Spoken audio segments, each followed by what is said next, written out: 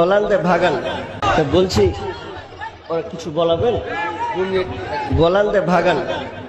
তিনার নাম হচ্ছেন মতিউর রহমান, যে উনি একজন খুবই ভালো মানুষ।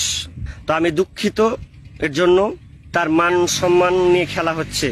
যখন তিনি আসেন একটা পরিস্থিতি একটা অন্যরকম হয়ে গেছিল, শব্দচয়নটা আমি ভুল করেছি, যেটা দেখলাম অবশ্যই আমার ওটা ভুল হয়েছে। যে উনি যেহেতু এসছেন একটু মেহমান মানুষ, তাড়াতাড়ি দিয়ে ওনাকে ছেড়ে দেন, তাহলে হয়তো পরিস্থিতি একটু স্বাভাবিক অবস্থায় আসবে। এরপরে ওনার ব্যবহারে আমি একেবারে মুগ্ধ হয়েছি। আমি মনে করি ব্যক্তি হিসেবে উনি খুবই একটা ভালো মানুষ। তার ব্যবহার আমি মুগ্ধ। তিনি সেখানে গুরুত্বপূর্ণ তার ব্যবহার তিনি দেখিয়েছেন। কিভাবে? আমি যখন আলোচনা করছিলাম তখন তিনি আমার কয়েক ঘন্টা, তার মধ্যে তিনি ছিলেন প্রায় 36 থেকে 38 মিনিট। তিনি মন দিয়ে কিন্তু শুনছিলেন। কি হয়, অন্যান্য নেতারা আসলে কি হয়, কিছু কথা ভালো মন্দ, মিথ্যা ভালো, যা ভালো মন্দ কথা বলে ওখান থেকে চলে যায়।